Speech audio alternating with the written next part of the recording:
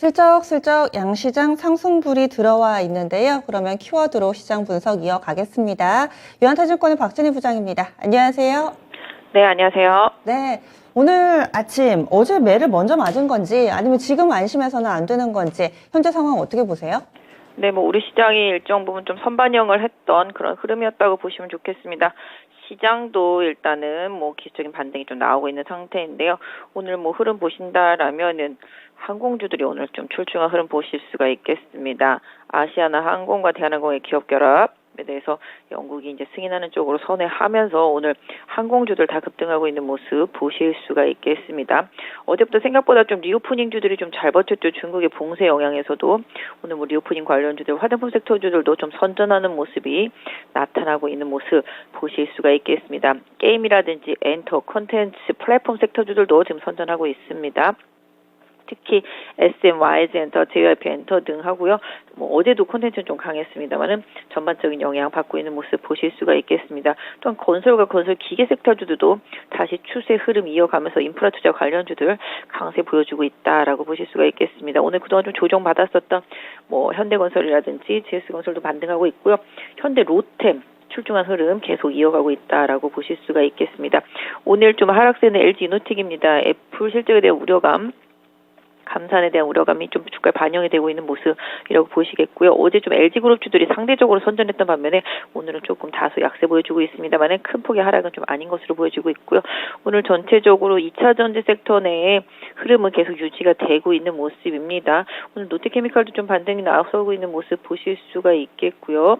그다음에 오늘 금양도 최근에 조정 이후에 강한 반등 좀 나타나고 있는 모습 보실 수가 있겠습니다. 전반적으로 2차 전지 섹터에서는 포스코 케미칼, 에코프로 등이 좀 강세 흐름 이어가고 있고요. 상대적으로 LG화학이 좀 조정을 받는 모습 보실 수가 있겠습니다. 자동차 섹터주들은 장 초반에 좀 강했습니다만은 약간 좀 탄력 떨어지는 모습 보실 수가 있겠죠. 기가 팩토리 기대감이 있었습니다만은 일단은 좀 다른 종목들의 기세 좀 눌리는 모습 보실 수가 있겠습니다. 전체적으로 외국인들이 어제 좀 많이 매도했다라고 보실 수가 있겠지만 오히려 외국인보다는 어제 기관이 훨씬 더 많이 매도를 했고요. 오늘 외국인들 장초반 거래소는 관망하지만 코스닥의 매수세 유지해주고 있는 모습 보실 수가 있겠습니다. 네, 그러면은 오늘의 첫 번째 키워드 보시죠. 항공주 오랜만에 뜨거운 관심을 받고 있습니다. 대한항공, 아시아나항공 합병을 위한 허들을 하나 더 넘는 상황인데요. 그럼 앞으로의 과정은 어떻게 될지 오늘 주가 강세는 어떻게 해석하고 계신지 궁금하네요. 일단 이 부분이 잘 유지가 돼서 기업결합 심사 이제 속속 이제 통과를 하고 있는 모습 보실 수가 있겠는데요. 이 부분은 해당 기업한테는 당연히 호재일 수밖에 없는 상황이라고 보시면 좋겠습니다. 최근에 항공주들이 조금 넘쳐나는 수요 대비해서 빠르게 항공 노선 회복이 잘 안 되다 보니까 그 부분이 좀 부담스러운 부분이 있었고 또 환율도 부담스러운 부분이 있었는데요. 최근에 환율이 조금씩 하락 안정되면서 이 부분도 좀 영향을 주고 있는 모습 보실 수가 있겠습니다. 오늘 그러다 보니까 아시아나 항공이라든지 그 다음에 대한항공 외에 에어부사도 그 다음에 진에어 그 외에 티웨이 항공, 제주항공 등 이제 전반적으로 좀 오름세가 나타나고 있고 가장 큰 흐름은 아시아나 항공에서 좀 나타나고 있는 모습입니다. 당사자가 되다 보니까 당연히 그럴 수밖에 없는 흐름입니다. 낙폭 과대 상태 속에서 일단 좀 긍정적인 뉴스로 반영이 되고 있는 모습이라고 보시면 좋겠습니다. 전체적으로 이런 흐름은 긍정적으로 좀 향후에 다른 국가들과의 심사에서도 영향을 줄 수 있을 것 같습니다. 현재 미국이랑 EU랑 일본, 중국 등의 심사가 진행 중입니다. 아직도 좀 넘어야 될 사안들이 좀 있는데요. 긍정적인 영향을 미칠 수 있다라면은 항공 섹터도 서서히 좀 늘어나는 항공 수요에 대한 기대치, 그다음에 환율 급등 이후에 서서히 좀 안정세 찾아가는 모습 이런 부분들은 긍정적으로 향후 내년에 전망해 볼 수 있는 트리거가 될 수 있을 것 같습니다. 네, 그러면은요 두 번째 키워드 넘어가겠습니다. 리오프닝 섹터의 강세, 이 부분도 좀 궁금합니다. 중국이 지금 내부적으로 홍역을 앓고 있는 상황인데 리오프닝 관련된 종목군들이 강하다. 이것은 또 어떻게 봐야 될지 국내에서의 모멘텀을 보고 있는 건지 어떻게 해석하세요? 네, 어제 중국 뭐 시위도 있었다고 알려지고 있고요. 중국이 봉쇄하고 뭐 이런 부분들 때문에 시장에 우려감이 있었습니다만은 어제 아이러니하게도 중국에서 리오프닝 섹터 상당히 강했습니다. 항공이라든지 화장품이라든지 여행이라든지 이런 부분들 상당히 강했고요. 뭐 어제 보시면은 뭐 저쪽이죠. 마카오, 홍콩 뭐 이런 쪽들에서도 카지노 섹터주들 뭐 이제 긍정적으로 기간 연장하는 허가 특허 연장되는 그런 부분들 때문에 긍정적인 흐름들이 좀 있었고요. 이런 부분들도 우리 시장에 좀 영향을 줬다라고 보겠습니다만은 아까 말씀드렸던 대로 중국이 봉쇄 우려감이 있는데 오히려 중국 내에서 관련주들이 강세였다는 것은 방향성을 무시를 못한다라는 거죠. 결국은 봉쇄로 갈 것이다. 봉쇄를 풀 것이다. 완화죠. 뭐 완전히 푸는 건 아니겠습니다만은 완화될 것이다. 최근에 중국의 기조가 그랬다. 지금 잠깐 코로나가 늘어나서 움찔할 수 있겠지만 그 방향성 자체, 큰 물줄기 자체를 바꾸지는 못할 것이다라는 시장에 기대감이 작용을 하고 있는 거고요. 해당 섹터는 당연히 코로나 때문에 2년 동안 너무 힘들었었기 때문에 내년에는 반드시 좋아질 수밖에 없는 섹터고요. 최근에 그 좋아질 수 있는 그 흐름들이 좀 나타나고 있다라고 보실 수가 있겠습니다. 그러다 보니까 최악의 바닥으로 빠졌던 화장품 섹터주들이 최근에 계속 강하게 올라오고 있는 모습이고요. 그 다음에 지금 항공, 여행 같은 경우도 바닥을 찍고 회복을 시도하고 있는 모습 보실 수가 있겠습니다. 그래서 궁극적으로는 항공 수요라든지 여행 이런 쪽들은 내년에 분명히 좋아질 수밖에 없는 섹터이기 때문에 관심을 갖고 보셔야 될 것 같고요.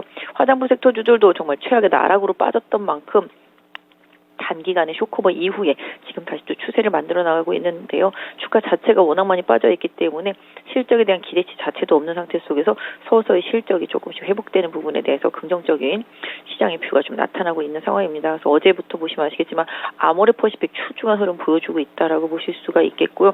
그 외에 코스맥스라든지 한국콜마 등도 동참하고 있는 모습. 그래서 화장품은 가격 메리트, 그다음에 항공과 여행은 확실히 턴어라운딩되는 수요의 회복 이런 쪽이 좀 초점을 맞춰서 리오프닝 섹터주들은 봐주시면 좋겠습니다. 네, 그런데 또 일각에서는 리오프닝이 되더라도 중국에서 봉쇄를 풀더라도 국내 화장품 예전만 같지 않다. 예전에 밸류를 주는 게 무리가 있다. 싸지 않다라는 시각에 대해서는 어떤 의견 주시겠어요? 예전만 못하다라는 건 당연하죠. 예전을 좀 기억해 본다면 예전에 그러면 아모레퍼시픽이 40만 원대 갔었던 것과 지금 12만 원대라고 생각해 봤을 때 뭐 단순 비교하기는 어렵습니다만은 그때 기대치만큼은 당연히 못하겠지만 개인적으로 봤을 때는 봉쇄를 풀고 나면 수요는 분명히 좀 회복될 수 있다라고 보여지고 있고요. 일단은 지금보다는 과거 대비해서 매출액은 더 완벽하게 늘어나지 못할지라도 지금 소비 비용에 대한 부분이죠.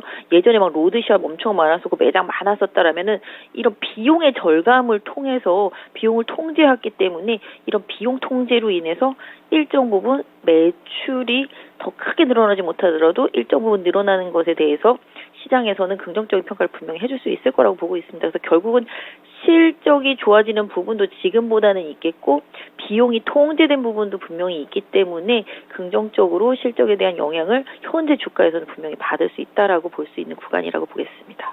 예전만큼의 밸류를 주자는 게 아니다. 어쨌든 최악은 지나가고 전보다 나아지고 있으니 이 정도를 봤을 때 확실히 좀 싸다라는 관점으로 설명을 해주시니까 이해가 또 잘 됩니다.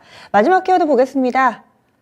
마지막으로는 건설, 기계, 철도 이런 인프라 관련된 종목군들은 굉장히 탄탄하게 오름세를 나타내고 있습니다. 여러 번 강조를 해주셨는데요. 이쪽은 그대로 홀딩하면 되는 건가요? 네, 맞습니다. 이쪽 기계 섹터주도 상당히 뭐 현대건설기계 너무 많이 올라와 있고요. 그 다음에 전력선도 계속 이 시간 통해서 많이 말씀드렸습니다. 뭐 현대엘렉트릭이라든지 뭐 재룡전기등, 뭐 LS엘렉트릭 마찬가지가 되겠습니다. 이런 부분도 그다음에 최근에 현대 로템도 말씀드렸는데요. 철도라든지 상하수도 하고 뭐 이런 최근에 뭐 아시다시피 이제 철강주들 중소형 철강주들 피팅 업체들 많이 올라왔잖아요. 이런 부분들이랑 최근에 또 수처리 때문에 웰크로한텍 같은 경우 막 급등한 것만 보시더라도 얼마나 시장이 좀 호재 테마에 목말라 있는지 아시겠는데 이 해당 테마주들이 그냥 비단 테마에 그치는 게 아니라 결국은 러시아 우크라이나 전이 끝날 것이다라는 기대감을 선반영하고 있는 상태라고 보시면 좋겠습니다. 거기에다가 뭐 네옴시티에 대한 기대감도 있겠고요. 지금 국내 뭐 건설 경기도 바닥을 보이고 있기 때문에 이런 부분들에 대한 기대치가 올라오고 있고요. 일단 정부, 우리나라뿐만 아니라 다른 나라들도 마찬가지죠. 인프라 투자는 계속 할 수밖에 없는 상황이고요. 이런 부분들로 인해서 경기를 부양하려고 하는 의지, 노력들이 계속 나타나고 있고 그건 뭐 미국에서도 마찬가지라고 보시면 좋겠습니다. 그래서 궁극적으로 전력이기라든지 그다음에 기계 섹터라든지 그다음에 철도 인프라라든지 뭐 상하수도 이런 거 다 마찬가지로 뭔가 인프라와 관련되어 있는 투자는 정부의 재정 지출이 계속 이어질 수밖에 없다라는 점을 염두에 두실 필요가 있겠고요. 그 안에서 후발주 찾기는 계속 필요하겠다.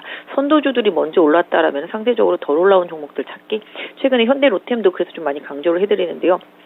현대 로템도 양매수 수급이 장난이 아닙니다. 수급이 거짓말을 못하고 있습니다. 그래서 확실히 시장 안 좋은데도 불구하고 수급이 좋은 종목들, 해당 섹터 안에서의 후발주들은 계속 찾기 노력이 좀 필요하겠다라고 말씀드릴 수 있겠고요. 건설주들도 지금 힘든 상황이지만 개인적으로 좀 현대건설 같은 경우는 꾸준히 좀 관심 갖고 좀 보셔야 되지 않나 싶습니다. 알겠습니다. 오늘 말씀 여기까지 듣겠습니다. 고맙습니다. 네, 감사합니다. 네, 지금까지 지니스 오프닝 픽이었습니다.